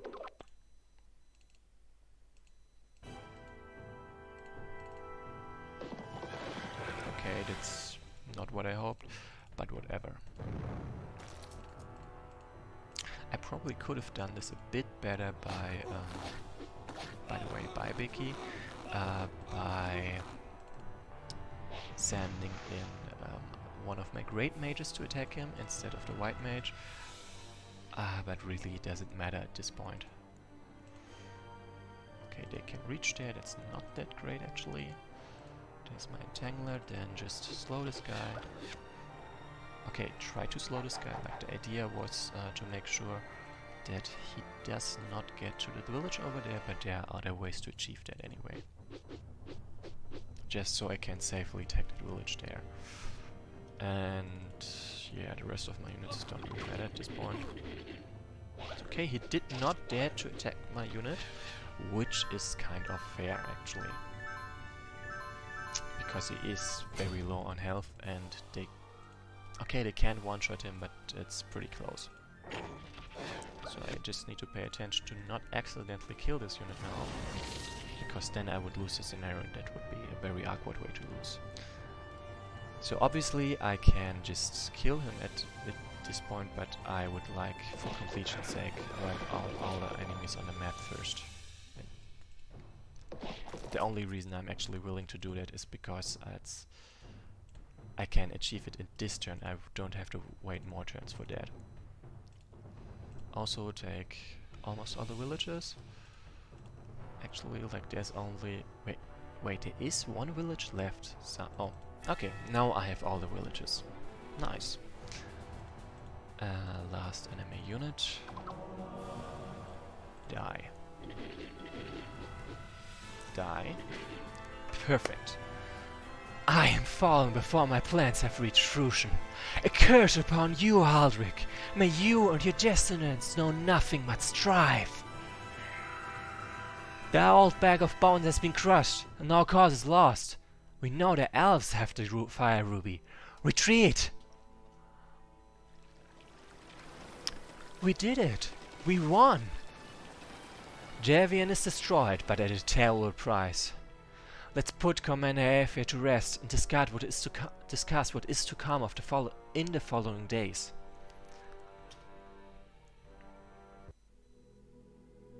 So there's an epilogue, and I'm gonna put it right after. I'm gonna put it into this scenario as well, though I could technically make another stream for that. Yeah, Discasharado, the way the orcs speak in this specific event has not been updated. It's in line with the way they speak in Legend of Westmere, but it's not in line with how they speak in the Rise of Wesnoth, so you might also want to raise an issue about that. Then thanks to the Phoenix and Yalta for the GG, but now let's read out the epilogue.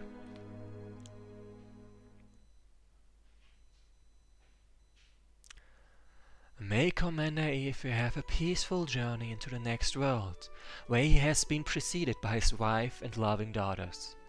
For his heroism in the face of adversity, a place of glory is assured to him in the halls of light. Without the Commander's noble sacrifice, we would have never carried the day. We have won a great victory here today, but much has been lost. My father Eldaric and King Adrodan have fallen, and with them many other good people. However, there is hope, and a new land is open before us.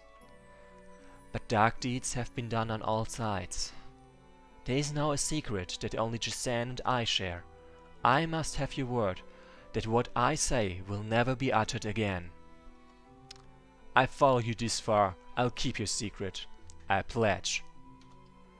Lord, I shall guard your secret until the day of my death. I agree, but misfortune may follow you depending on the nature of your misdeed. The elves don't have the Ruby of Fire. We perpetrated a ruse on the orcs. If they return, they will come looking for the elves. To be fair to you, Haldrick, the elves were considering betraying the pact with us. Ha! I suspected as much. From both the elves and you. Humans and elves always think they're so clever. May the Lords of Light have mercy on you, but I am bound by my word. Jisan, you hid the ruby away in the Trial Trollhole, didn't you? What? Why would you doubt me? The orcs that didn't escape in the ships have regrouped. They are preparing to march on the elves. We should come to the aid of our new friends. These orcs are few, but our elves aren't accustomed to war. Besides, we will have to rely on elf charity if we are to survive this first winter. After that, we should build towns in all the regions that the elves have given us. We should move our capital inland, away from the coast. I hope the children of the good people of the Wesnoth of the Green Isle will find prosperity in the new land. In this new land. So what of the rest of you? I shall go back to my people. It seems you have grown many and strong in the time I was gone. I will try to convince them of the wisdom of using the underways to settle new lands. I know the way to many places, I think. I want to find out if there are dwarves on other lands. It's a big world with lots of good mountains. Of that much I am sure. We have lost much in the last few months, but we should not lose all of our knowledge. I will go forth amongst the people and spread wisdom, and see us about establishing a new order of Magi in this new land. I am but a humble servant of the crown. I will establish a new order of knights for a new land, for a new king, if you will allow me to serve under your banner. Excellent. I suppose I'm King Haldrick now. But what to call this new kingdom? May I make a suggestion? Sure. The word Westfolk is from your old tongue. It means people of the West. The elves call us the people of the Wesnoth. Under the same old tongue, that would be Wesnoth. So I suggest that the new kingdom be called Wesnoth, in honor of our old home. Wesnoth. I like it. Yes, Wesnoth would be fine. So I am the first king of Wesnoth. Do you want to say it again or something? So, what is to become So, what is to become of me? There are many Westfolk amongst the remains of my people. We must stay united under one banner. I will need you by my side if there's any hope of building a true kingdom of Wesnoth. I think a queen's crown would sit well upon that flame-colored hair of yours, Jason. I'm not to be bought with trinkets, Haldrick. Then take my hand, Jason, if you won't accept crown or kingdom. You have earned both. We can't make this work without your people. And I don't think I can make it work without you. Aww. Probably not. And if nothing else, the hero king of Wesnoth, Haldrick Dragonbane, will need someone to remind him that he does not eat lightning and belch thunder. I accept.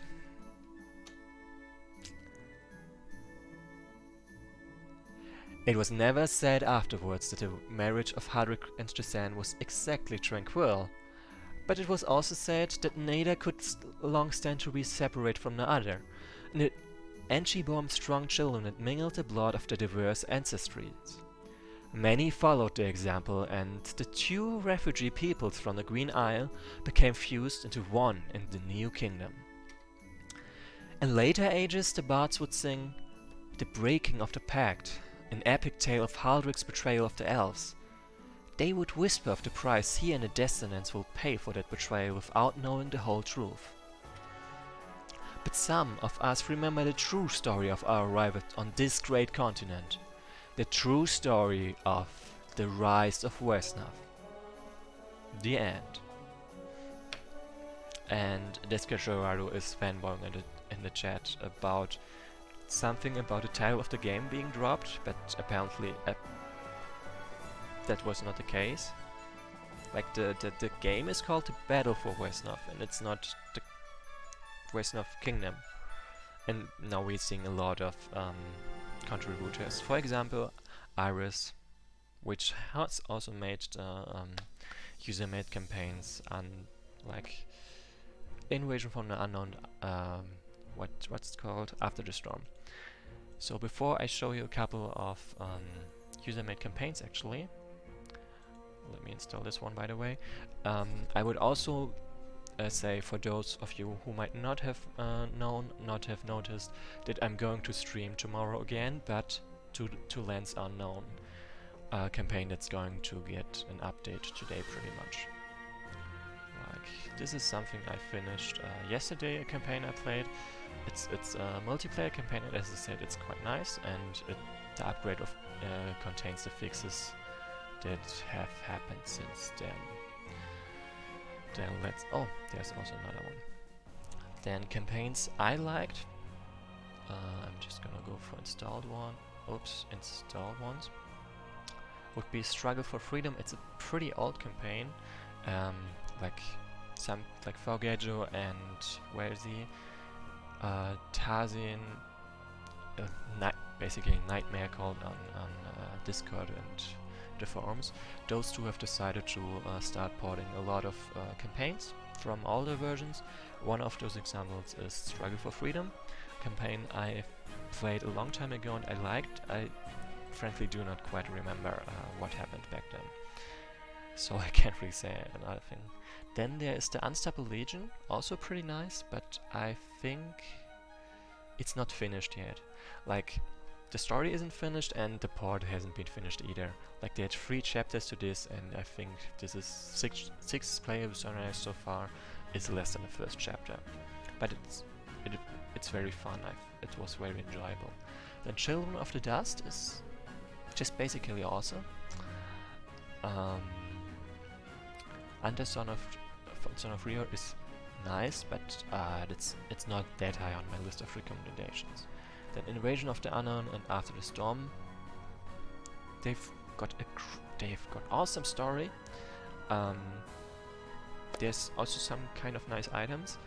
It's basically just very grand and cool and has nice events, and it's just well done. Then to Lands Unknown, of course, which I'm gonna stream tomorrow. Like, I've played a lot of those campaigns. Also Return from the Abyss is also just nice. I've played at least half of those campaigns. Genesis is also very nice. And what I was trying to say is, even if I don't recommend a campaign, it doesn't mean it's bad. It just means I'm trying to look for grades right now when I'm trying to recommend something. For example, Genesis, which is sort of a prequel to Invasion from the Unknown and After the Storms. Then the Sojournings of Grog, I can absolutely recommend. Voyage of a Drake, an RPG, is, as it says, an RPG, and it is frankly a very well-made RPG. And it literally runs on Wesnoth, which is also interesting. Beyond that, an Independence War and a Group of War are also are quite different from mainline Wesnoth, but I also like them very much. Yeah, and Nightmare is watching right now, like that guy who ported this campaign. I think I'm not sure if you also made this campaign or if you just ported it. Anyway, he's saying, yeah, I've got all the add-ons installed, but dude, I'm filtering for installed add-ons, so that's not quite accurate. If I go for all add-ons and not just the campaigns, then you can see there's a lot of stuff I haven't installed. I've just installed all the campaigns, except those that I don't like. This one, this is a VML guide, and this is also on how to make a campaign. Okay, so apparently Nightmare did make this, where is it? Start of the War campaign. It's just been very long since then, like he made it back in 2012, which is why it was ported from 1.10. For now, I'm just gonna say it again, I'm going to stream to Lands Unknown tomorrow. For the record, I did change the time on that string to 15 o'clock 30 minutes universal time, UTC, whatever that's written out. Something, yeah, like universal, I guess, I don't know. And yeah, even if you don't want to watch the stream of the Lands Unknown, I do recommend playing the campaign, especially after the latest update, which is going to come out at some time during this day, so it will be there tomorrow.